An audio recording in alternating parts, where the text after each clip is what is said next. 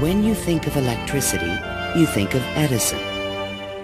When you think of radio, you think of Marconi. But there is one electrical genius who is nearly forgotten. A man who dreamed of giving the world an unlimited supply of energy. His name was Nikola Tesla, and he was the master of lightning.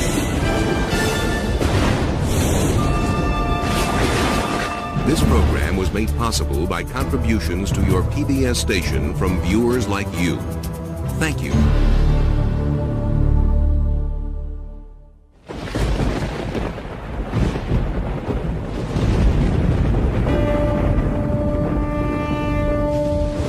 The progressive development of man is vitally dependent on invention. Its ultimate purpose is the complete mastery of mind over the material world, the harnessing of the forces of nature to human needs. Nikola Tesla, 1919. This is the story of a modern Prometheus who changed the world with electricity. It was Nikola Tesla who captured the power of Niagara Falls with his alternating current system and made it possible to transmit electricity to all of America and the world. It was Tesla who patented the technology for wireless communications that is used in all radio and television broadcasting.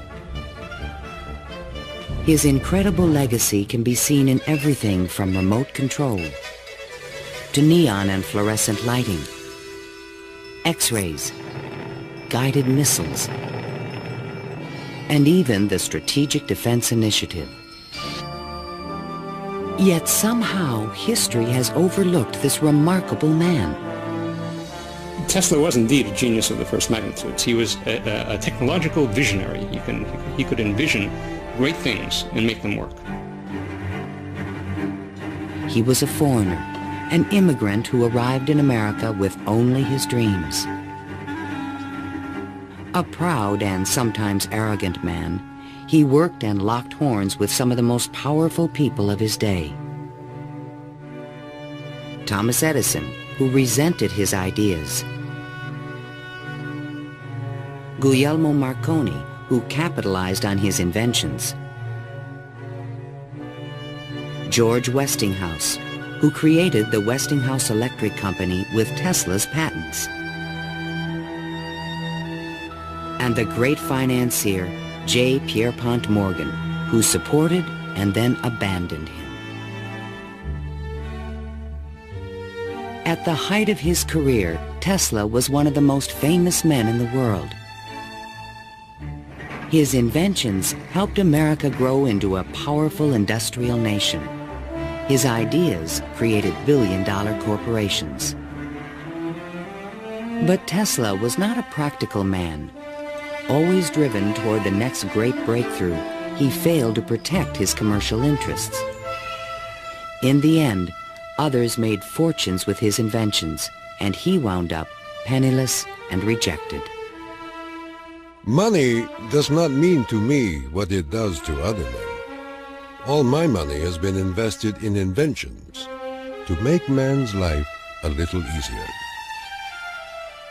He was a visionary genius. There aren't many of them.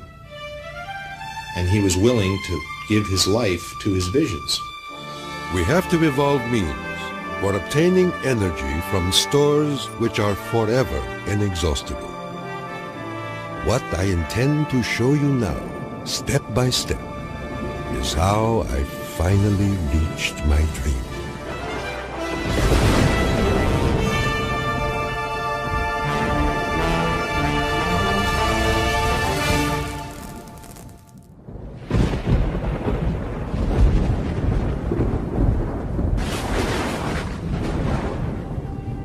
This is the house in which, by coincidence bizarre, I was born on the stroke of midnight between July 9 and 10, 1856. A fierce electrical storm raged that night. Nikola Tesla was born of Serbian parents on the eastern edge of the Austro-Hungarian Empire in what is today Croatia. His father, Milutin, was an Orthodox priest who expected his son to follow him in the clergy. There were only two choices for children in those days, one being to go in the army and the other being to become a priest. Tesla was not attracted by either of them, which was very distressing to his father. My father was a very erudite man. The training he gave me comprised of guessing one another's thoughts and repeating long passages of verse. My mother descended from one of the oldest Serbian families in the country.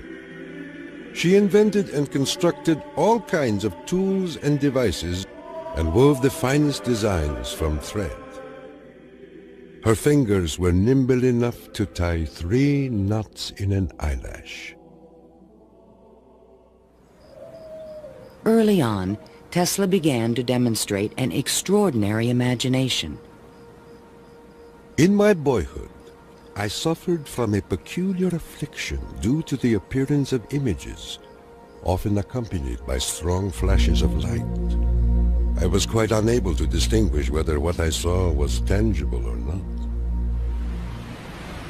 To give an example, I was fascinated by a description of Niagara, and I pictured in my imagination a big wheel run by the falls.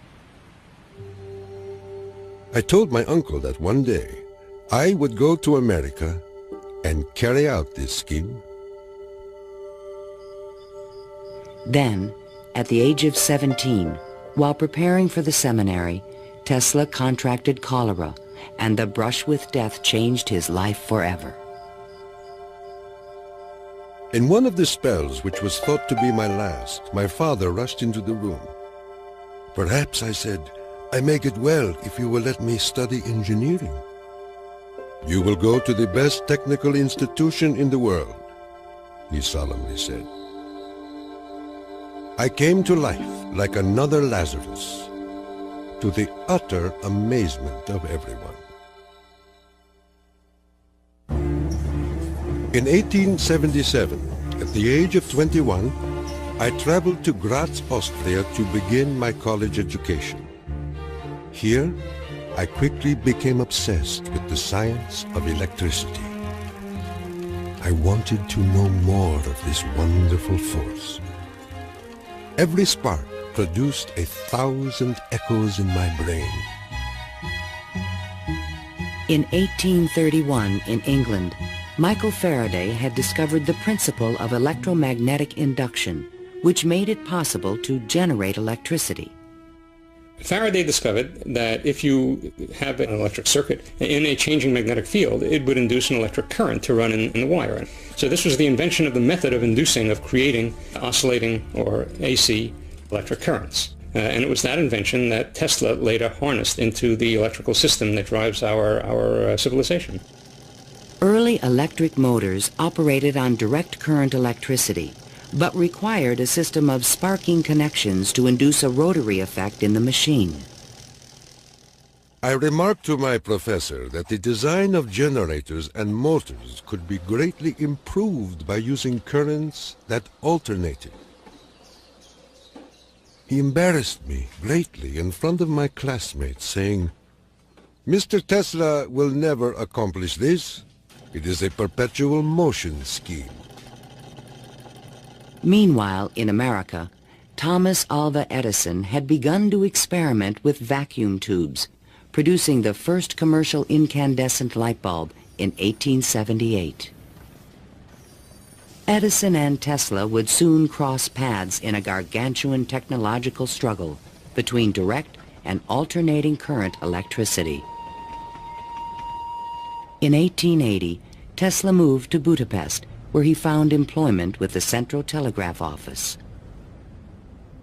Here, his idea for an AC motor began to haunt him.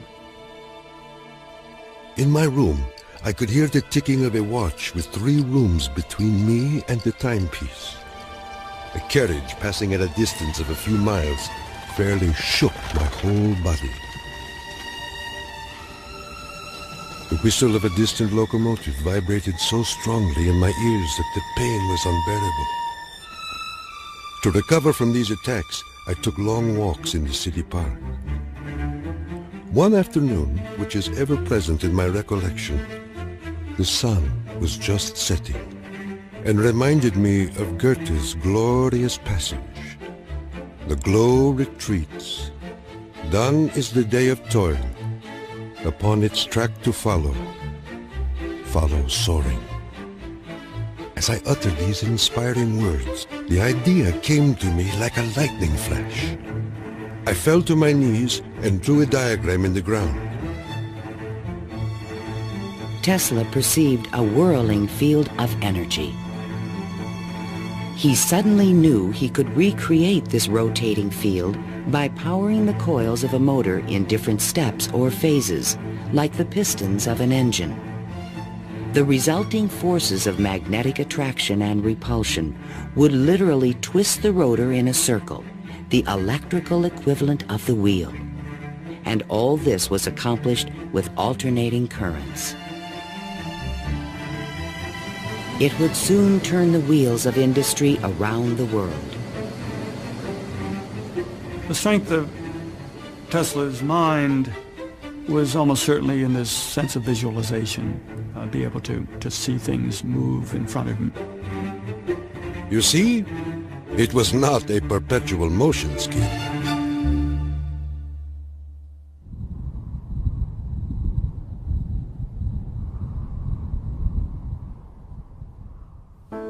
It had been the height of my ambition and my most ardent wish to see America and come in contact with the great Thomas Edison.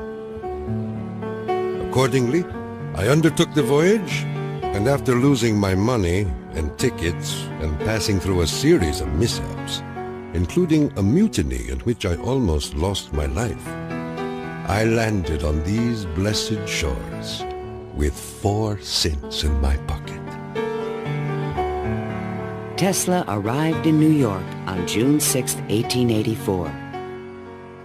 A 28-year-old immigrant, he was filled with dreams of success in this strange new land.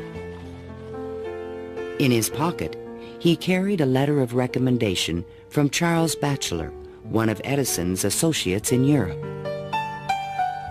My dear Edison, I know 2 great men, and you are one of them. The other is this young man. Tesla came to America because he had tried to get his alternating current motor produced in Germany, and I believe in France as well, without any success. And he realized that there was probably only one person in the world who could help him with it, and that was Thomas Edison. New York had had electricity since the late 1870s. Edison installed his first DC power station on Pearl Street, near the financial district, in 1882. He did this with help from the great Wall Street financier, J. Pierpont Morgan. But the system was far from perfect. Electricity was a very new thing. Most people didn't understand what it was all about. They were very afraid of it. There were fires breaking out. The horses on the streets would get shocks through their shoes and run away. So it was a very exciting time for Edison. I was thrilled to the marrow meeting Edison.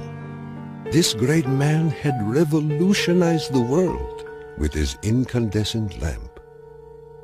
And I was burning to show him my motor that ran on alternating currents. Edison had built his business on the direct current system, and any talk of alternating currents was an aggravation to him. The problem with direct current is that you can't change the voltage. What you generate, that's what you get. And if you generated the power at too high a voltage, you would blow out lamps at the other end. If you generated the proper power for the lamps and you want to go any great distance, then you need copper wire that's as thick as your arm. And the Edison people said, well, that's all right. We'll just have a power station every mile or so.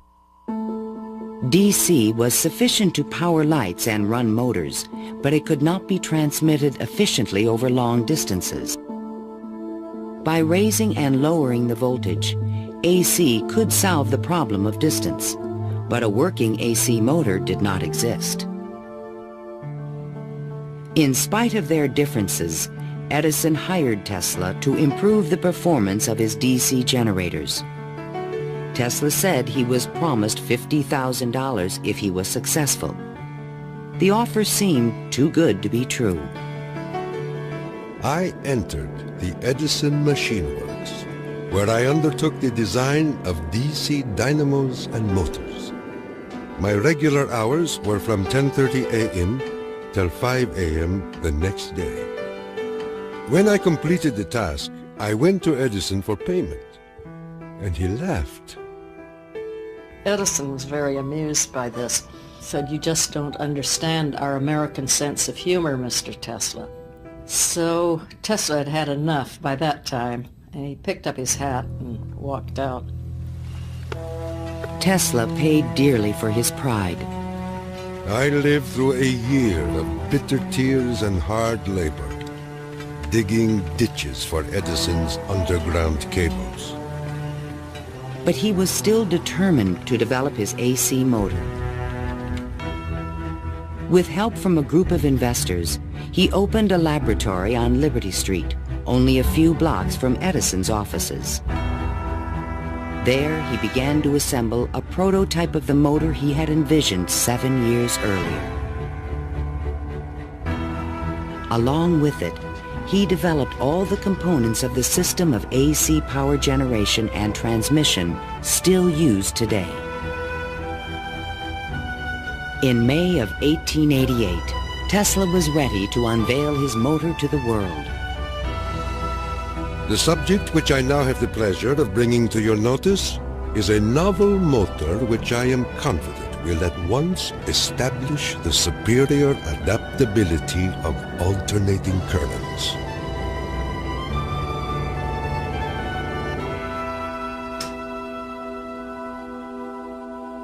Over the next 5 years, 22 U.S. patents were awarded to Nikola Tesla for AC motors, generators, transformers, and transmission lines, the most valuable patents since the invention of the telephone. One of the few men who understood the great potential of Tesla's inventions was the Pittsburgh industrialist George Westinghouse. He visited Tesla's laboratory, and on the spot, he offered to purchase all the patents dealing with the alternating current system for $1 million. Westinghouse also proposed a royalty of $2.50 for each horsepower generated by a Tesla invention. The young Serb was on his way to fortune and fame, while other inventors looked on with fascination and with envy. In all my troubles, I did not neglect to become a real American citizen, making me a proud and happy man.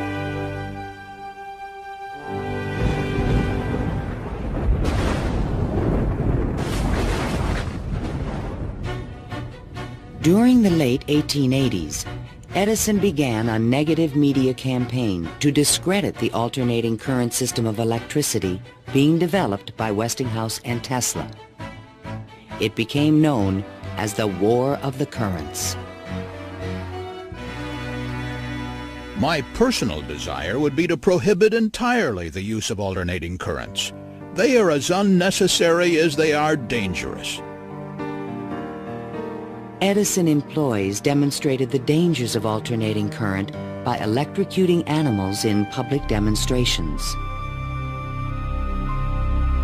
Just as certain as death, Westinghouse will kill a customer within 6 months after he puts in a system of any size.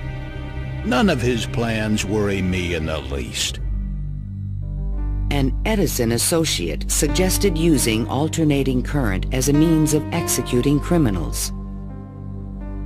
A test took place at New York's Auburn State Prison in 1890. Several gruesome attempts were required to kill the victim. disgusted witnesses claimed his spinal cord burst into flame. The infliction of the death penalty is not only barbarous and inhuman, but unnecessary as a factor in the scheme of modern civilization. The War of the Currents came to a dramatic head in 1893. The Columbian Exposition in Chicago was to be the first World's Fair lighted by electricity. The Edison Company, the Thomson-Houston Company, they all got together and formed General Electric Company, 1892. And one of the first things they did, of course, was put in a bid for the job at the fair. Their bid was roughly $1 million. The Westinghouse bid was about $500,000, and naturally, Westinghouse got the job. In retaliation, GE refused to sell Westinghouse any of their Edison light bulbs. And they got some judge to say that Westinghouse couldn't use any one-piece lamps of any description at the fair. Westinghouse frantically devised a two-piece stopper lamp by fair time and saved the day. Now Tesla had a chance to make history in Chicago. His large AC generators would supply all of the fair's electricity and prove that his system would work on a large scale. On May 1st, 1893, 100,000 eager spectators filed into the fairgrounds, awed by the gleaming neoclassical architecture. Night fell. President Grover Cleveland pressed a button, and the fairgrounds exploded with brilliant tube lighting and multicolored searchlights. The most incredible display of lighting the world had ever seen.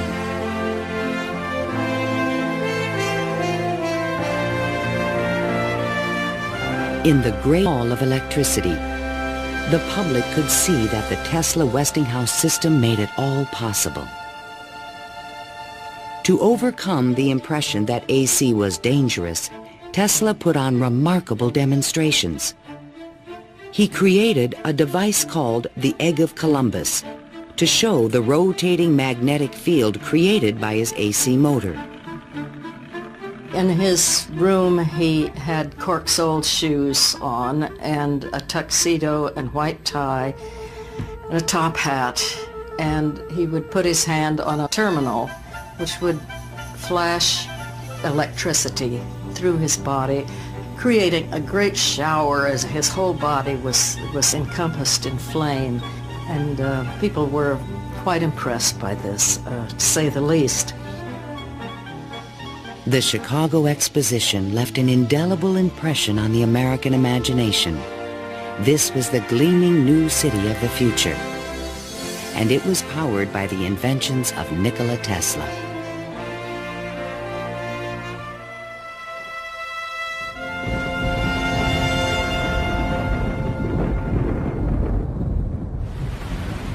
Since childhood, Tesla had dreamed of harnessing the power of the great natural wonder called Niagara Falls. The famous British physicist Lord Kelvin was now head of an international commission to find a way to use the fall's power. He had sent a cable to all the other members of his commission, and it said, "Trust you avoid the gigantic mistake of alternating current." But all this dramatically changed when Lord Kelvin attended the Chicago Exposition and saw the AC system in operation. A contract was immediately awarded to Westinghouse Electric to power the mighty cataract with AC. The technical challenge was daunting. The Niagara plan called for 3 5,000 horsepower alternators, the largest generators ever made. Tesla and Westinghouse engineers had heated disagreements about the operating frequency. Even when the system was finally installed, Tesla was the only person who was certain it would operate. The technical details have been completely worked out. All that now remains is for the switch to be thrown. In 1896, The system went online, and the electrical age began. The waters of the upper Niagara turned enormous water turbines connected by shafts to the massive 5,000 horsepower generators.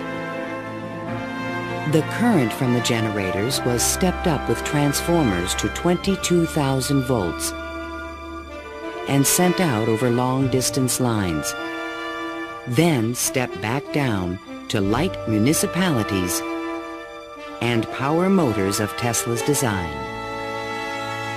The Niagara Falls Gazette proclaimed, "This morning, the streetcars of this city are moving by Falls power. Hereafter, the Falls must work to earn their living."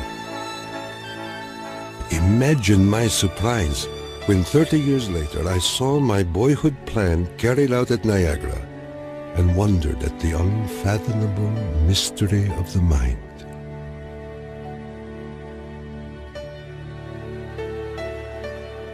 Within a few years, the number of generators at Niagara was increased to 10. By the turn of the century, the power lines stretched 360 miles to New York City. The War of the Currents was over, and Tesla was the winner. By the time Tesla effectively arrives on the scene with his motor, Edison is out of the business. He's basically written out of his own company. This was something Edison would not soon forget. In spite of the success of AC, Westinghouse had overextended his company's resources, leading to severe financial difficulties. In order to save the company, Tesla said that he tore up his royalty contract for $2.50 per horsepower generated. Today, this agreement would be worth trillions. Had the inventor been tricked again?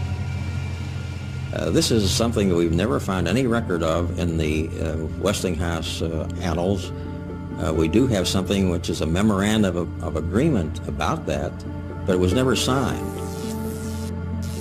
But Tesla was ready to move on.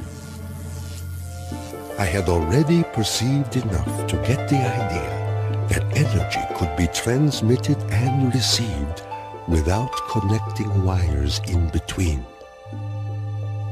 He was convinced his next invention would make him a millionaire once more.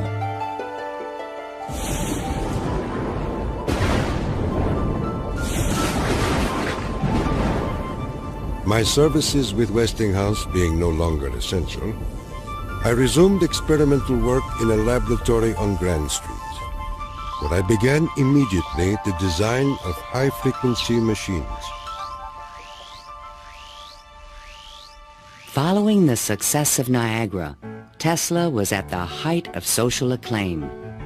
Everyone wanted to know more of this mysterious foreigner who was transforming the world with his electrical inventions.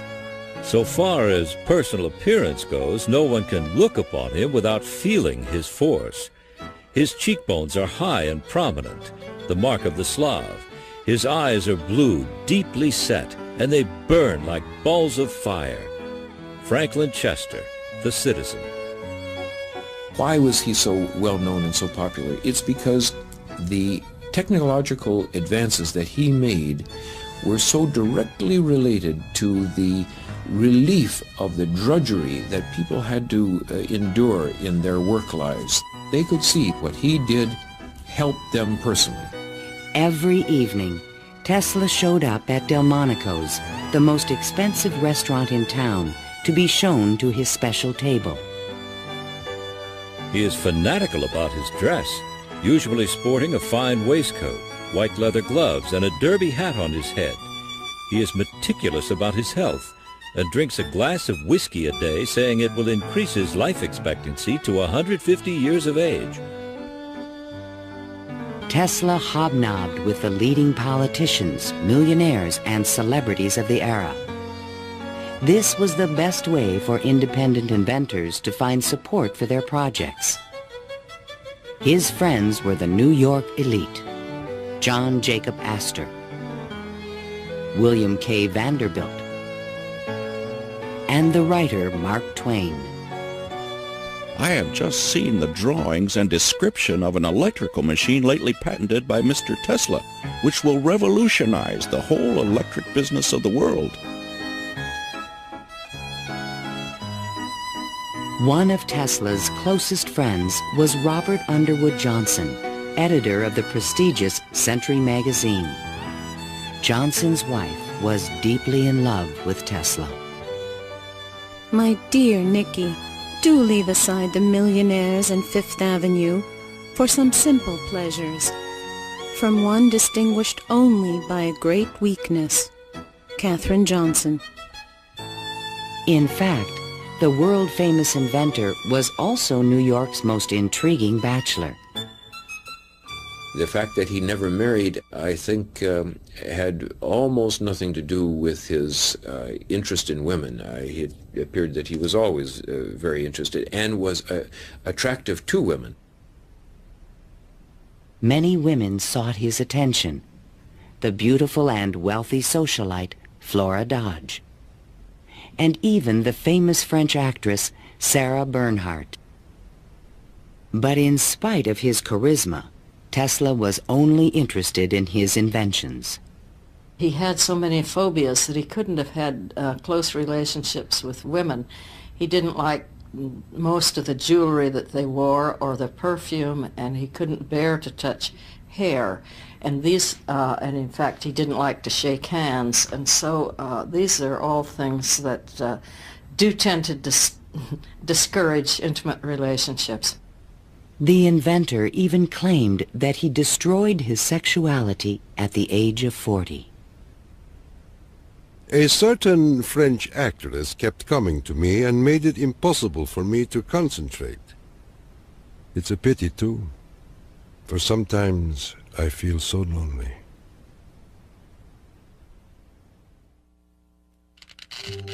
Throughout the 1890s, alongside his work on AC power technology, Tesla was also experimenting with high-frequency electricity. In 1873, James Clerk Maxwell in England had proven mathematically that light was electromagnetic radiation. Light was electricity, vibrating at an extremely high frequency.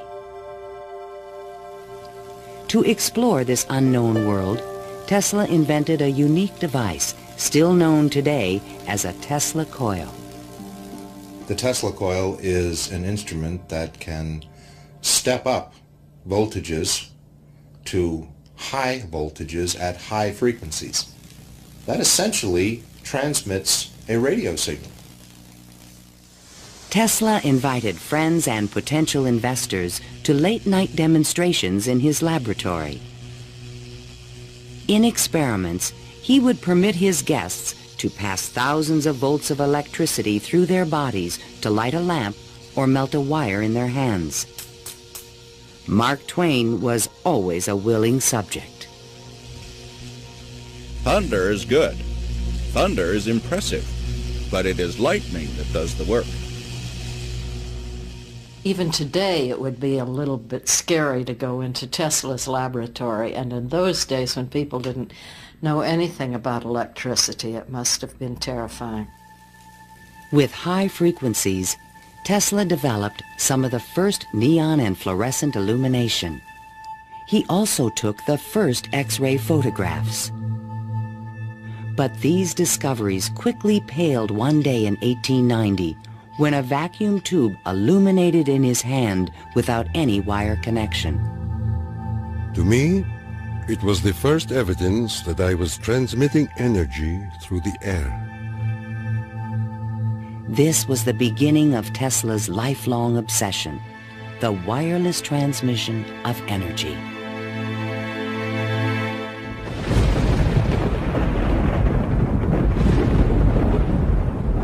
In 1892, Tesla was invited to Europe to present the results of his high-frequency experiments. In London and Paris, he amazed scientists and engineers with lighting and electrical effects that looked more like magic than science. He also announced a remarkable new possibility. I would say a few words on a thought which fills my mind and concerns the welfare of all.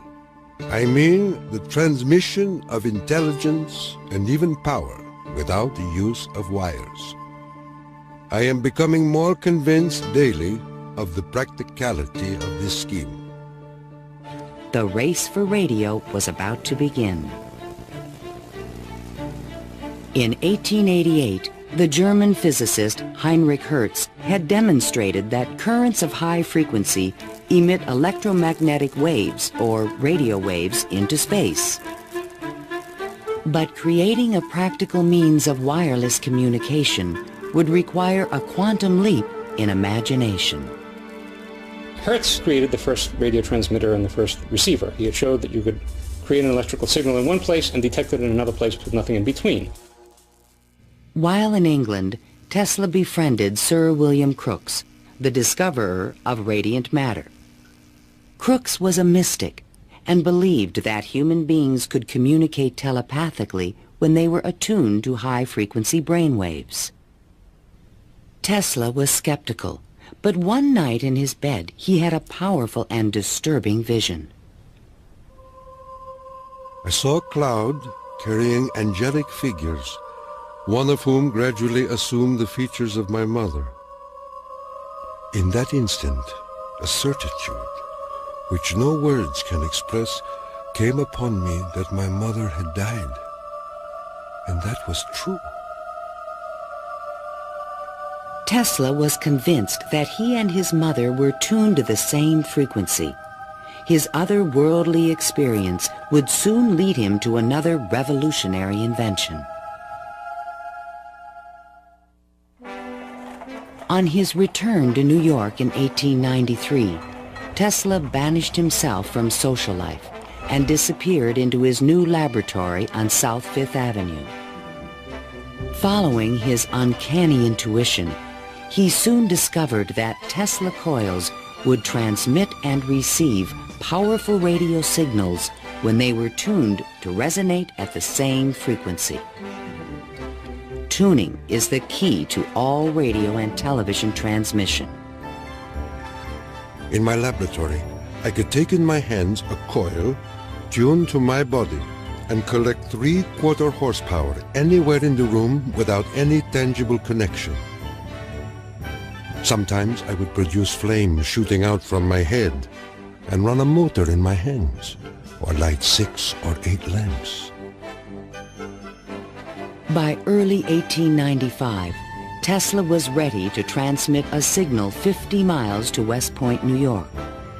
He could now produce 1 million volts with his new conical coil.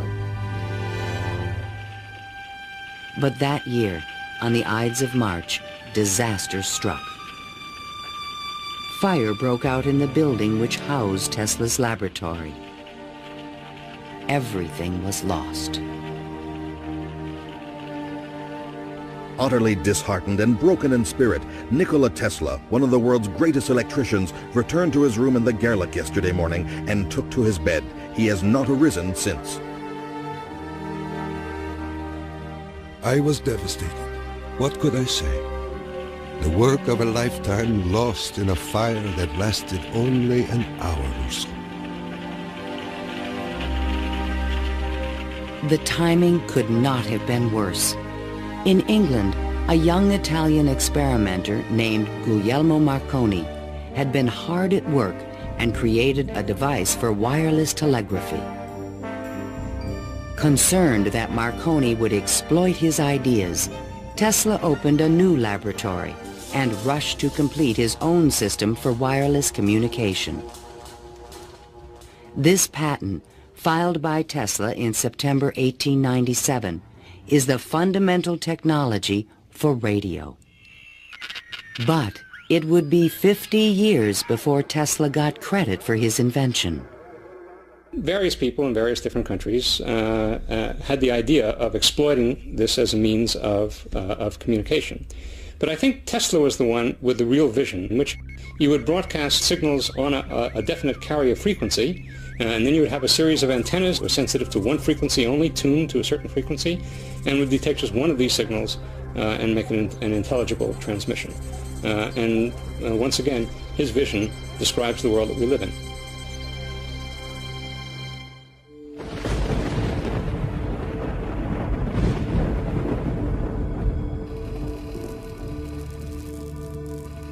I was so blue and discouraged in those days that I do not believe I could have borne up but for the regular treatments of electricity which I applied to myself. It puts into a tired body what it needs most, life force. Following the destruction of his laboratory, Tesla developed a deeper interest in Eastern thought and spiritualism. Mr. Tesla was charmed to hear about the Vedantic prana and Akash and the Kalpis, which he claims are the only theories modern science can entertain. Inspired by the Hindu teacher Swami Vivekananda, Tesla began to look at the universe as a symphony of vibrations and waves. We are whirling through endless space with an inconceivable speed. Everything is spinning. Everywhere there is energy. There must be some way of availing ourselves of this energy more completely. In 1898, an unusual experiment took place in Tesla's laboratory. He attached a small mechanical oscillator to an iron pillar. Precisely timed pulses from the device made the entire building tremble. Windows started crashing around the area, and he, being at the epicenter, didn't notice anything happening until some police came bursting into his laboratory. It was just at the moment where he'd picked up a sledgehammer and broken the oscillator. He just said to the policemen that how too bad that they had just missed an interesting experiment. Tesla was, I would say, obsessed with frequency, the notion of resonance. The story where he takes the device and puts it on the girder in his office and, gets the frequency of the building and supposedly, it's an apocryphal story, I'm sure, but it gets right at the core that, hey, if I've got the right frequency, I can move the world. And indeed, he talks about the frequency of the earth, and that if he can do that, he can, almost literally split the earth in half. Meanwhile, Marconi was doing more practical things and succeeded in transmitting a signal 5 miles on the Salisbury Plain in England. Not to be outdone, Tesla decided to introduce an entirely new invention. In a specially constructed pool, potential backers were amazed to see the inventor controlling the motions of a small mechanical boat with no wires attached to it. This was the world's first radio-controlled device. The machine even seemed to think. Someone threw out the question, what is the cube root of 64? And 4 flashes came back. The audience was so surprised, Tesla had to remove the lid to prove no one was inside. Tesla developed his radio-controlled boat in 1898 and patented it and thought it was an armament for war. He rationalized this as a means of ending war. The military who looked at it thought it was too complicated and vulnerable. Soon after the demonstration, Mark Twain wrote from Austria. Dear Mr. Tesla, have you the Austrian and English patents on that destructive terror which you have been inventing, and thus make war henceforth impossible? If so, won't you set a price on them and commission me to sell them? Sincerely yours, Mark Twain. But I have no desire to be remembered as the inventor of a purely destructive device. I prefer to be remembered as the inventor who abolished war. That will be my highest pride.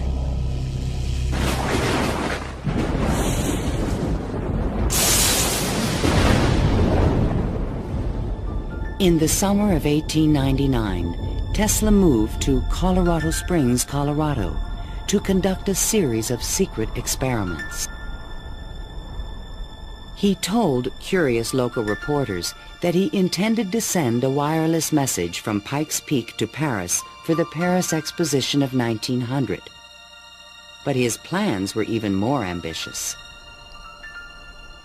I came to the conclusion that it would be ultimately possible, with very little elevation, to transmit electrical power through the upper atmosphere. Just outside the city, he constructed an experimental station with sliding roof panels. A quote in Italian from Dante's Inferno hung by the entrance of the strange wooden structure. It read, "Abandon hope, all ye who enter here."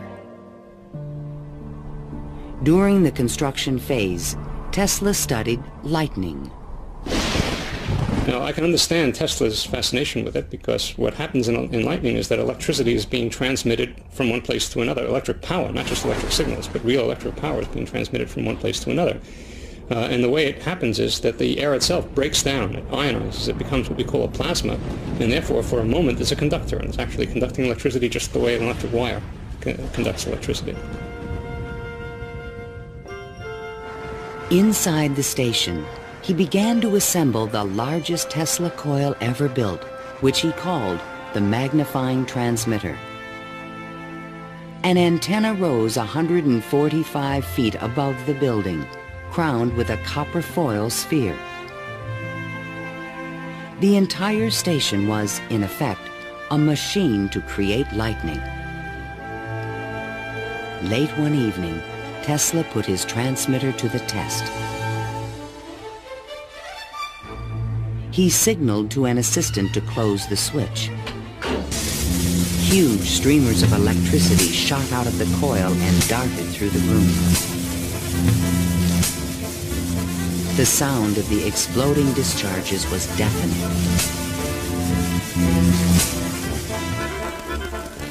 Outside, above the building, bursts of artificial lightning, more than 100 feet long, began to shoot out of the ball atop the antenna. Its thunder could be heard 20 miles away in the small mining town of Cripple Creek.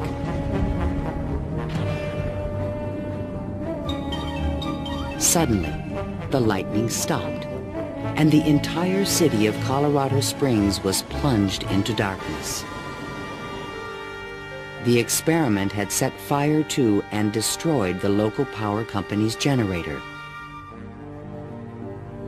Residents were furious and began to fear this mysterious stranger. Undaunted, Tesla continued his wireless power experiments for 6 more months. Late one night, an unusual event took place. Tesla noticed a repeating signal being received by his apparatus. To his own amazement, he believed it was an extraterrestrial communication. In a letter to the American Red Cross, he wrote, "Brothers, we have a message from another world. It reads, 1, 2, 3. The press had a field day. If the mystical 1, 2, 3 was impulsed from Mars, as Tesla says, they certainly showed most excellent taste in choosing Colorado Springs. It is a rule in inventional science. When you're going to tell one, tell a good one. And men have become great in this way. Colorado Springs Gazette. Though widely ridiculed for his claim, Tesla may have been the first to detect radio waves from space. I believe that Tesla could have gotten these signals from space. We are getting them today, and these are the radio telescopes. That's what radio telescopes do today, receive signals from space. They are not from alien civilizations, but they are from the sun and from the stars. On January 7th, 1900, Tesla boarded a train back to New York City. Perhaps he had mastered the power of lightning, or at least that's what he believed. The law which I discovered in Colorado is wonderful, and it means that results undreamed of before will be possible. as soon as a large plant is constructed in accordance with my plan. See the excitement coming.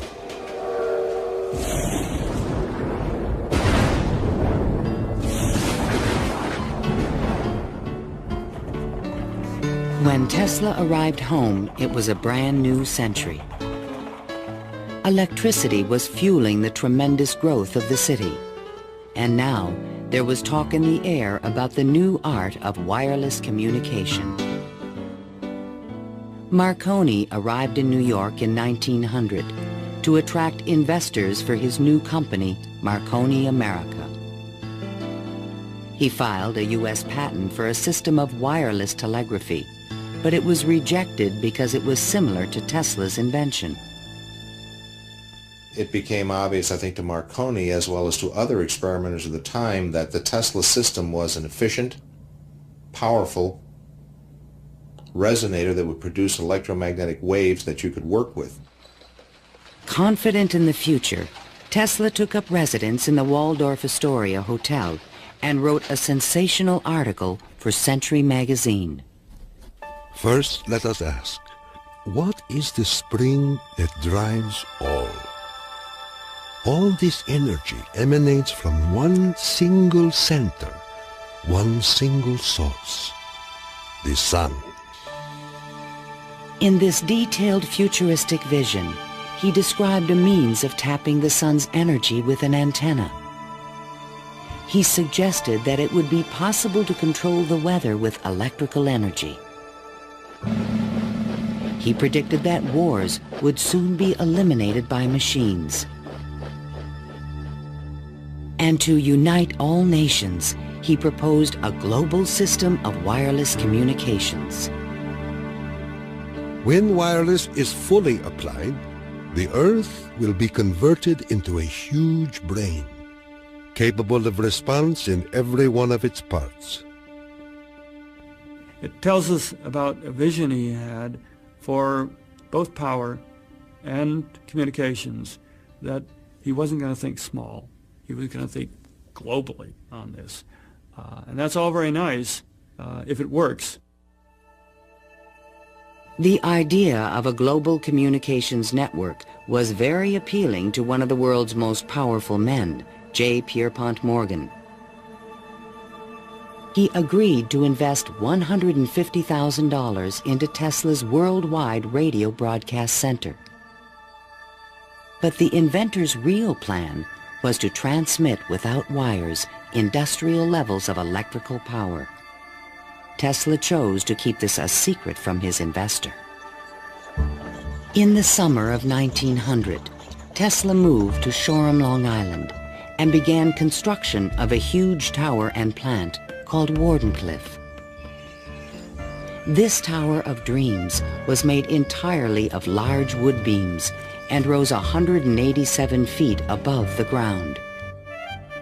The plant next to the tower was designed by the architect Stanford White and was constructed under strict secrecy.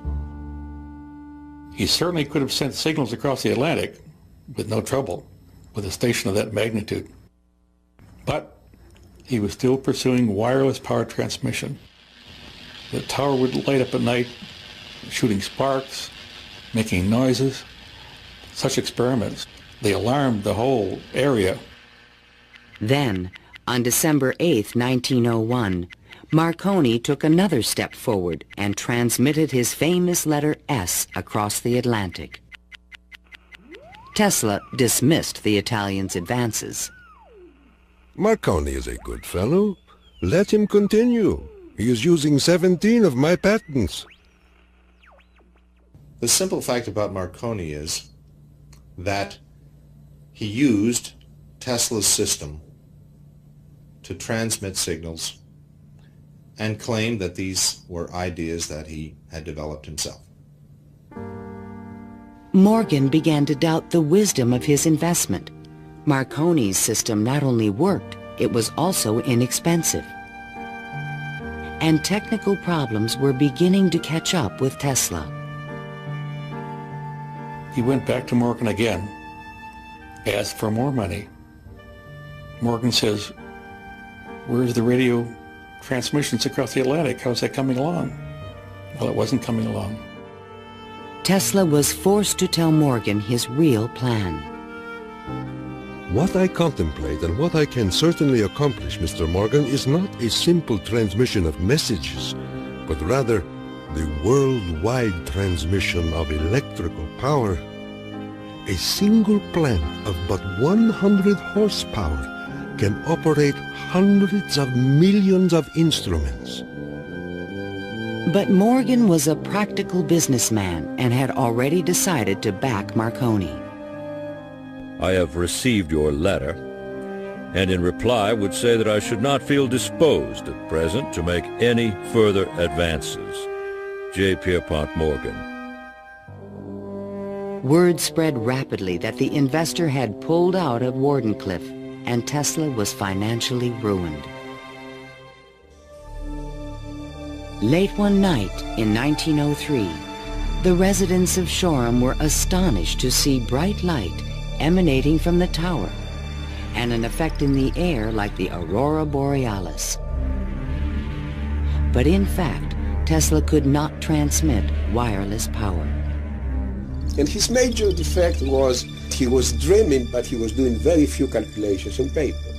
Because on paper he could have realized that you can transmit power, but not very much power. You can transmit power to hear the radio or for television or for a telephone. But once you want to start turning lights in which you really need high currents, the power gets diluted because space is very large. To his dying day, Tesla believed it could be done. It is not a dream. It is a simple feat of scientific electrical engineering, only expensive. Blind, faint-hearted, doubting world.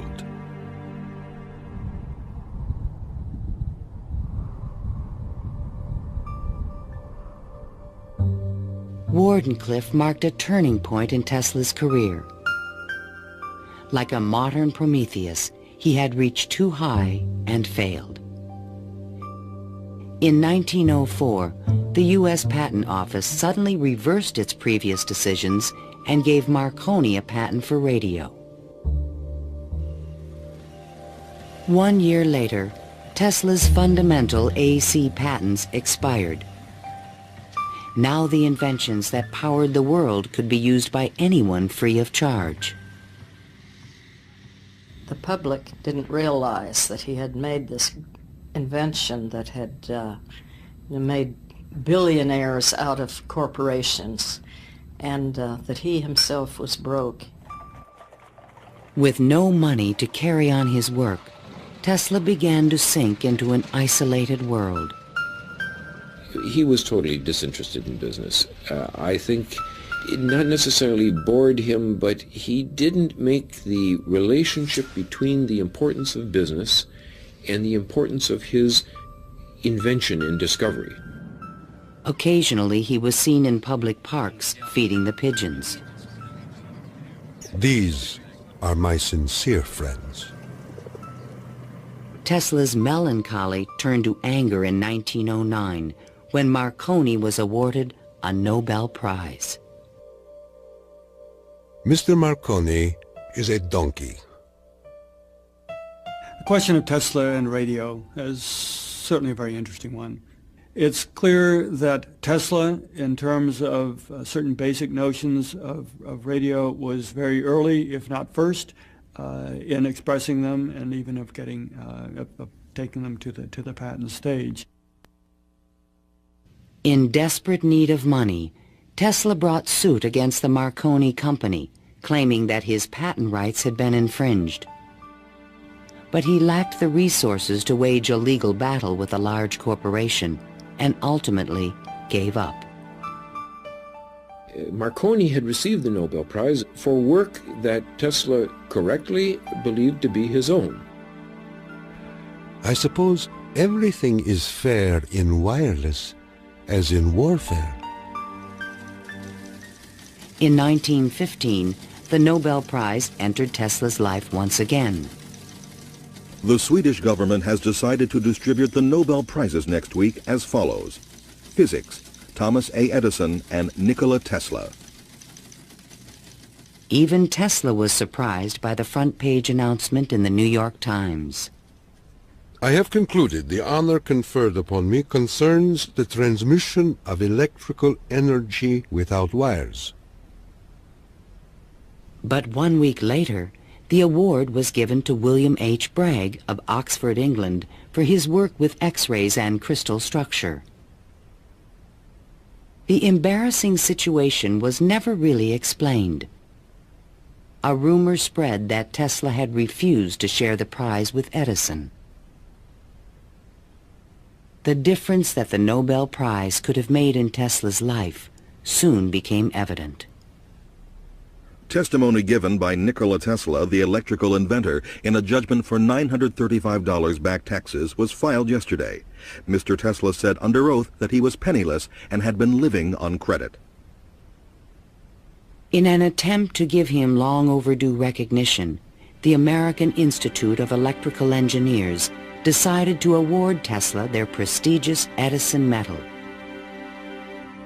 But on the night of the presentation, the guest of honor was missing. And Edison was conveniently away on business. They found Tesla across the street by the New York Public Library, feeding the pigeons. Later that night, he was persuaded to accept his medal and announced that he had finally completed his invention to transmit wireless power. The energy goes to a distant place, and you will see something like the aurora borealis.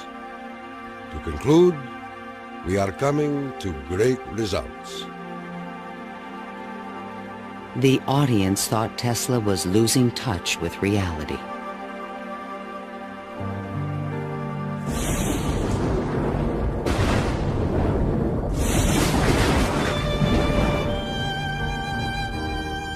I refuse to accord to some small-minded and jealous individuals the satisfaction of having thwarted my efforts. These men are nothing more to me than microbes of a nasty disease. Well, by that time, you know, Tesla had ceased to have any financial means. He was virtually dependent on being helped by hotels and people that he knew. He began to bring injured birds back to his hotel room to nurse them.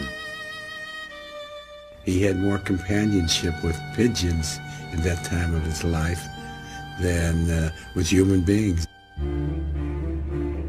Working as a consulting engineer, Tesla managed to maintain a small office and laboratory in the Metropolitan Tower. To change his thoughts, he frequently attended movies in Times Square. Here he could see his futuristic ideas appearing on the screen. But his ideas were only accepted in science fiction movies and magazines. In 1924, there was a news report that while at Colorado Springs, Tesla had invented a death ray machine that shot bolts of lightning. The inventor was strangely quiet on the topic. Meanwhile, a new scientific star, Albert Einstein, had captured the world's attention with his theory of relativity. Tesla continuously attacked the validity of Einstein's work. Scientists today wander through equation after equation that have no relation to reality. If we were to release the energy of atoms, instead of a blessing, it might bring disaster to mankind. But no one took him seriously. I think that every generation of scientists feels that the new ideas that come along that replace their own ideas represent a loss rather than a gain. Tesla believed that Einstein was taking us intellectually in the wrong direction. Rejected by traditional science, Tesla's interests again turned to the esoteric. His intellect seemed to embrace a lot of different areas quite easily. What he lacked were the social skills. And that's an enormous shame because it interfered with his ability to use that genius, to be practical. Though nearly a recluse, he would occasionally attend dinner parties at the home of the German poet and mystic George Sylvester Viereck.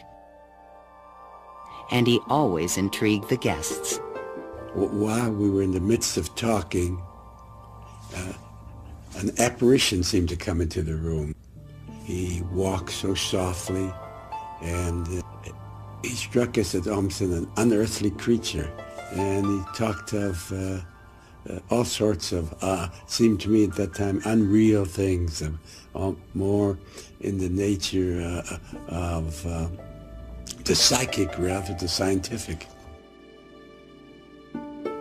Tesla wrote a strange poem called Fragments of Olympian Gossip and dedicated it to Viereck. While listening on my cosmic phone, I caught words from Olympus blown. The latest tells of a cosmic gun. To be pelted is very poor fun. The meaning of the poem would soon be explained.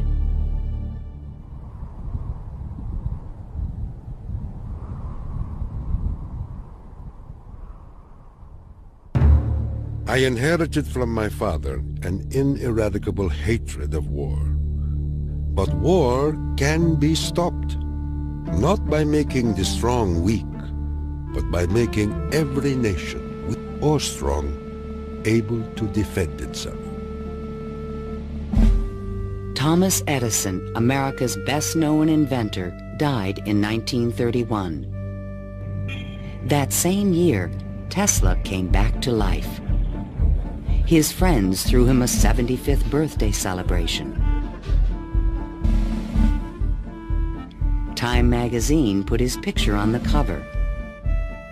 Letters of admiration poured in from scientists around the world, including a generous Albert Einstein. I congratulate you for your great success on your lifetime task. Basking in the attention, Tesla announced at a press conference that he had discovered a completely new source of power. The idea, when it first burst upon me, was a tremendous shock. And let me say that it has nothing to do with releasing so-called atomic energy. I think that a lot of the proposals that he made in his later life were so esoteric as to be impractical in that time and even in the current time. When the Nazis rose to power in Germany, Tesla decided that the time was right to reveal his new source of power, a man-made form of lightning called teleforce that could shoot an airplane from the sky. Nikola Tesla, electrical wizard and radio pioneer, announced that he was working on a machine to create a powerful electrical death beam which could wipe out armies in a flash and destroy huge fleets of ships or planes. The concept of using lightning bolts as a weapon certainly is millennia old. It goes back at least to the ancient Greeks. Think of Zeus throwing lightning bolts. The main contribution that Tesla had was to come up with a true scientific, rational, at least concept of coming up with controlling these lightning bolts and projecting them over long distances. Tesla had experimented with this idea while at Colorado Springs. Now he intended to build it on a large scale. His plan was to charge small particles of tungsten or mercury, then accelerate them with lightning force through a special gun with one end open to the atmosphere. Tesla's death beam stirred the public's imagination when it was featured in a Superman cartoon, the electro-euthanasia ray. but the idea was more than science fiction. Tesla tried to sell this concept to various governments, England, the Soviet Union, and the United States, all Allied powers, and against Germany. He offered his system to England for $30 million, and they entered negotiations. When Tesla demanded payment before sending the final plans, the deal fell through. The British attempted to build their own death beam, but the project was soon abandoned. As the Nazis surrounded Yugoslavia, Tesla attempted to sell a beam weapon system to his former country. There should be needed 9 stations, 4 for Serbia, 3 for Croatia, and 2 for Slovenia, and it will protect our dearest homeland. At this point, even Tesla's countrymen thought he was just a crazy old man.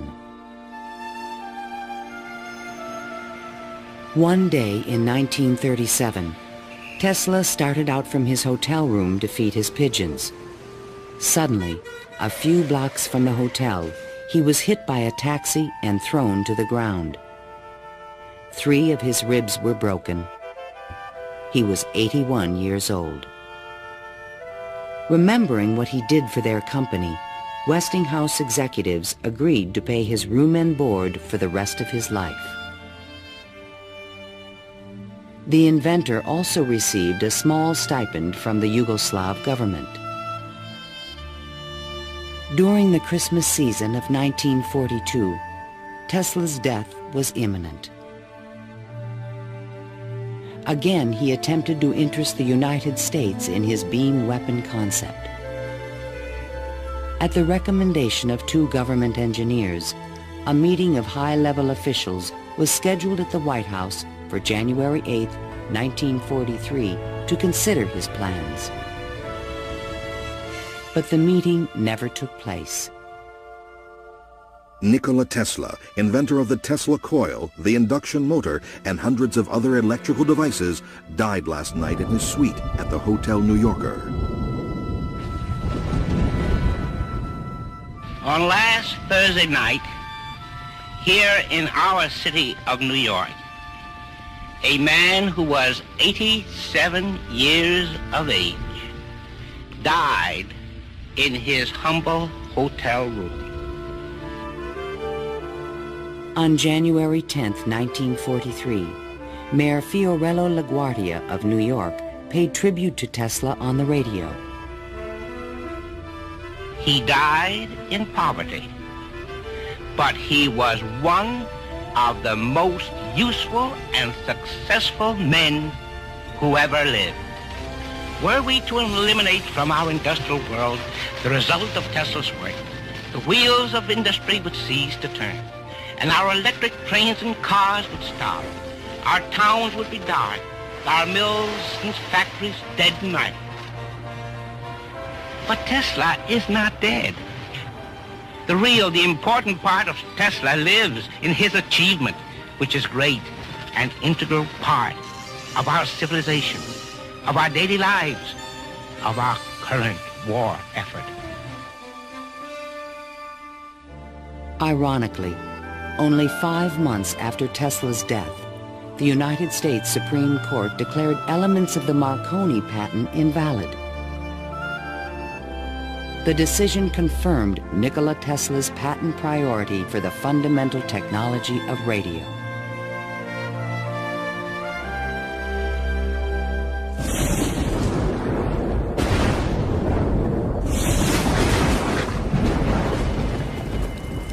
Unknown subjects, equipment, experiments, and research of Nikola Tesla, deceased, espionage. Following Tesla's death, fears rapidly increased that he might have invented a powerful new weapon. FBI Special Agent in Charge, P.E. Foxworth, was called in to investigate. He had been informed that Tesla's papers were not secure. Tesla is reported to have completed and perfected his experiments in the radio transmission of electrical power, commonly referred to as the death ray. A distant relative of Tesla, named Sava Kasanovich, is taking steps to get possession of these important documents and plans. Tesla's nephew, Kosanovich, was an up-and-coming Yugoslav diplomat with suspected connections with the communists. He insisted that his uncle's effects be returned to Yugoslavia. Kosanovich had asked the locksmith to come and open the safe, thinking there might be a testament, a will, in the safe. A will was never located. And there was a lot of talk then about secret weapons and negotiations with the USSR. There was all kind of talk, you know. Shortly before his death, Tesla showed a delivery boy a box in his room that he said contained a powerful weapon. A number of people call me and ask me, did I see in the hotel room a certain kind of a box, you know? They were looking for some secret contraption that Tesla had invented. I never saw anything like that. The U.S. Office of Alien Property immediately seized all of Tesla's possessions until their ownership could be established. There's every evidence that they did look through all his papers, because the papers were not in order and certain things were missing.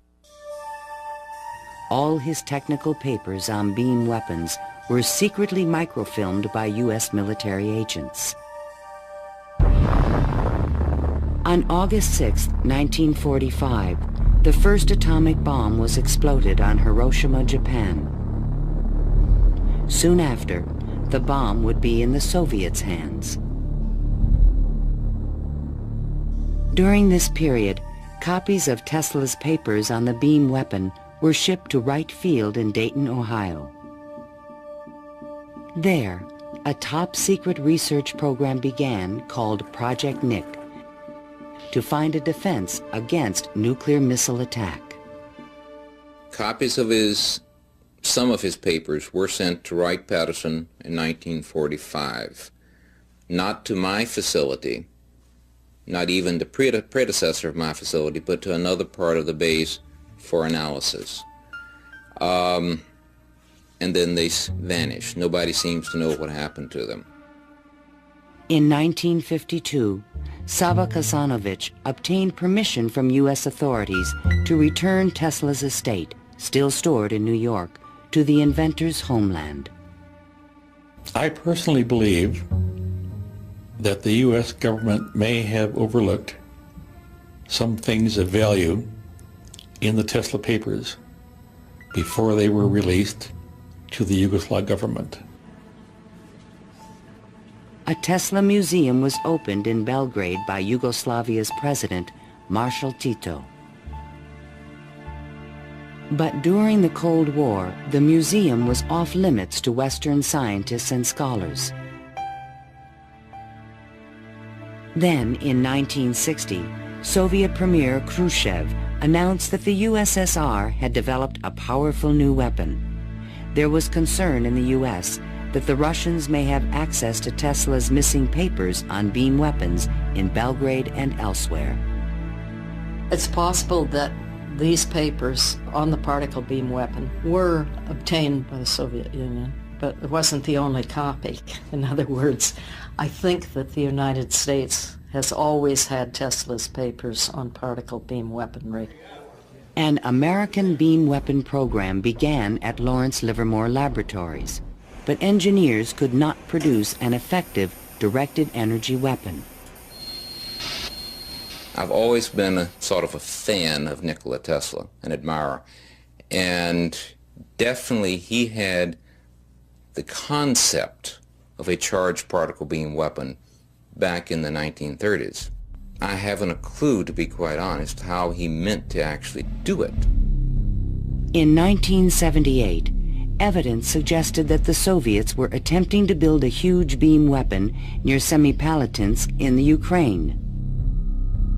Soon after, President Ronald Reagan announced the Strategic Defense Initiative in March 1983.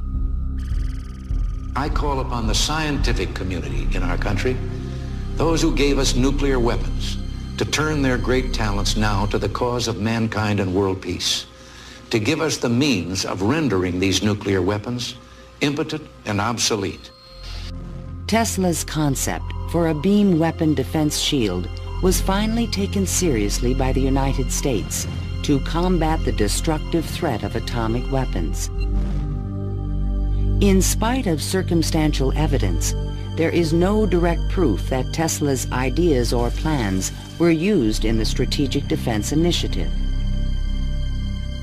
And even today, after decades of investment and research, scientists still disagree on whether beam weapons are realistic. Basically, let me just make a short statement. That's all I'm really at liberty to say, is that a considerable amount of effort has taken place in the United States and in a number of other countries trying to get these things up to a real weaponizable status. Let me stop at that point. No U.S. government archive has any record of Tesla's technical papers, which were copied immediately after his death. And what has become of Tesla's great dream to transmit electrical power without wires? This is the Navy and Air Force High Frequency Active Auroral Research Program, or HAARP, in Gakona, Alaska. The large antenna array is designed to beam high-energy microwaves into the ionosphere.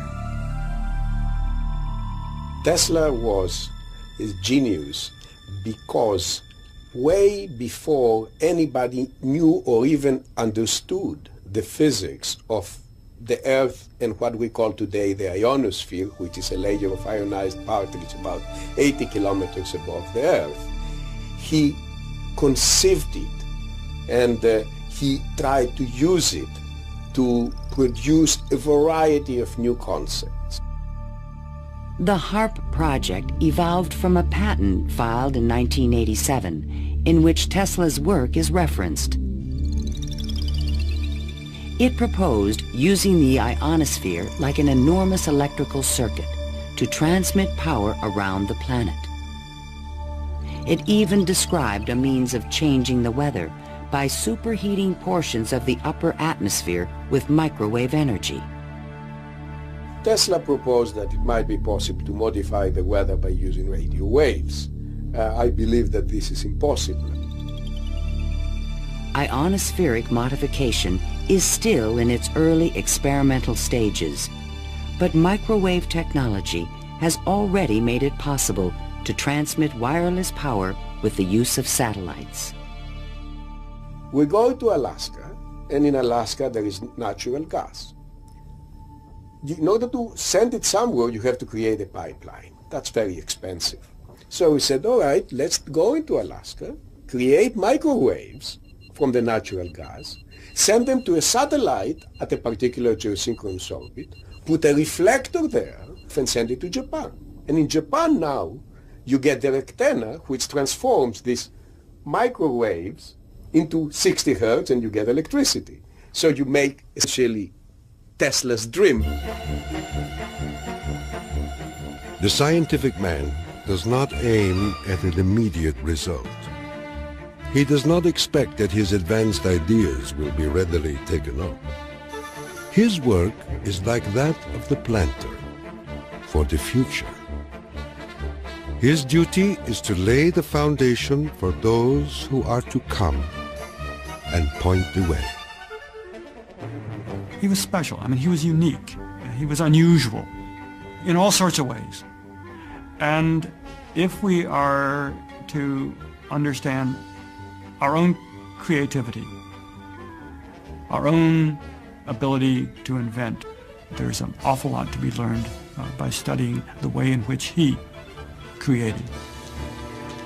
The day when we shall know exactly what electricity is will chronicle an event probably greater, more important than any other recorded in the history of the human race. Then it will be a mere question of time when men will succeed in attaching their machinery to the very wheelwork of nature. See the excitement coming.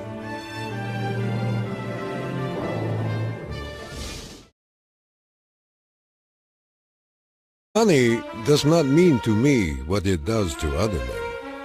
All my money has been invested in inventions to make man's life a little easier. He was a visionary genius. There aren't many of them. And he was willing to give his life to his visions. We have to evolve means for obtaining energy from stores which are forever inexhaustible. What I intend to show you now, step by step, is how I finally reached my dream.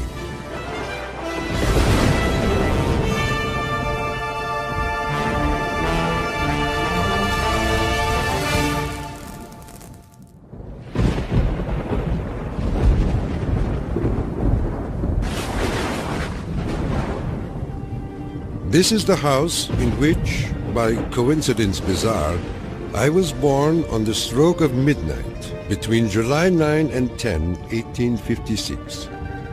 A fierce electrical storm raged that night.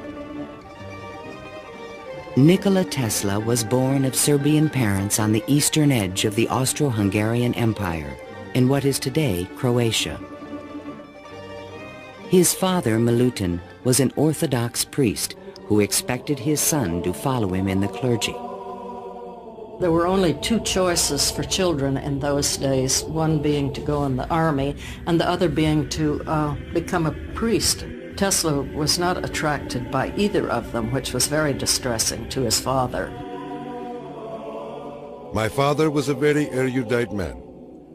The training he gave me comprised of guessing one another's thoughts and repeating long passages of verse. My mother descended from one of the oldest Serbian for more of this wonderful force. Every spark produced 1,000 echoes in my brain.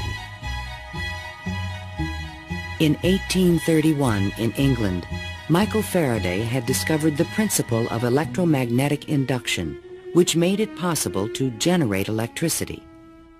Faraday discovered that if you have an electric circuit in a changing magnetic field, it would induce an electric current to run in the wire. So this was the invention of the method of creating oscillating or AC electric currents. And it was that invention that Tesla later harnessed into the electrical system that drives our civilization. Early electric motors operated on direct current electricity, but required a system of sparking connections to induce a rotary effect in the machine. I remarked to my professor that the design of generators and motors could be greatly improved by using currents that alternated.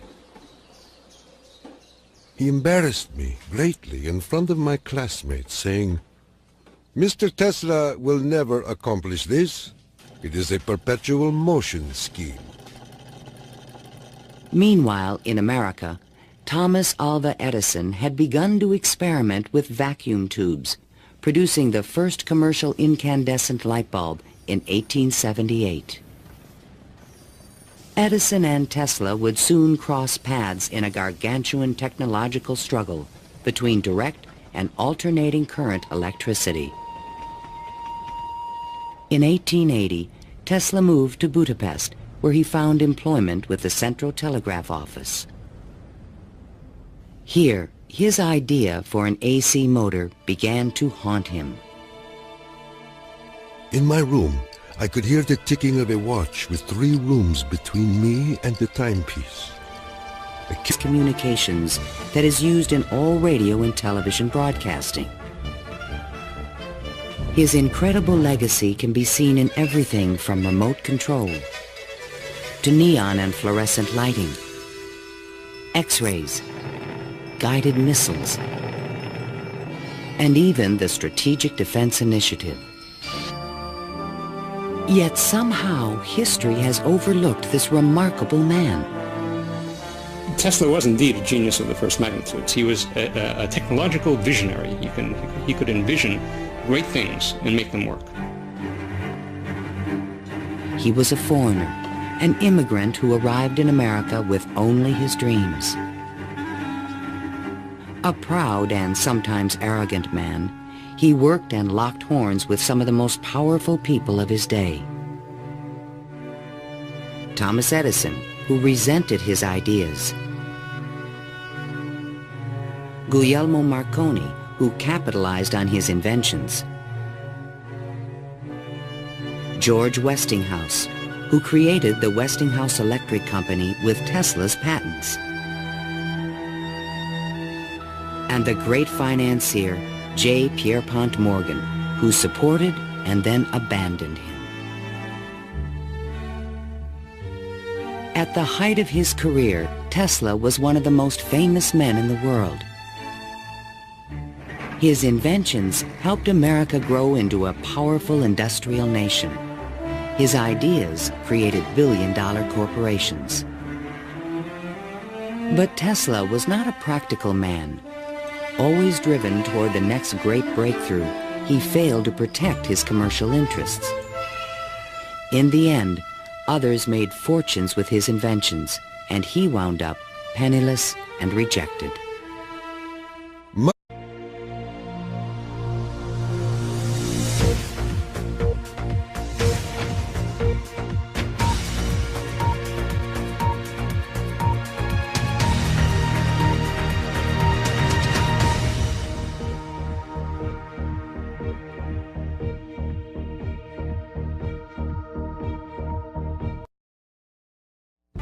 When you think of electricity, you think of Edison. When you think of radio, you think of Marconi. But there is one electrical genius who is nearly forgotten. A man who dreamed of giving the world an unlimited supply of energy. His name was Nikola Tesla, and he was the master of lightning.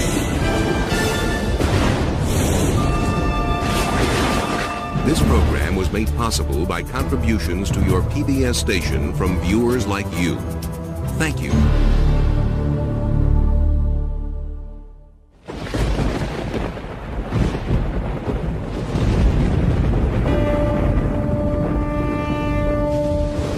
The progressive development of man is vitally dependent on invention.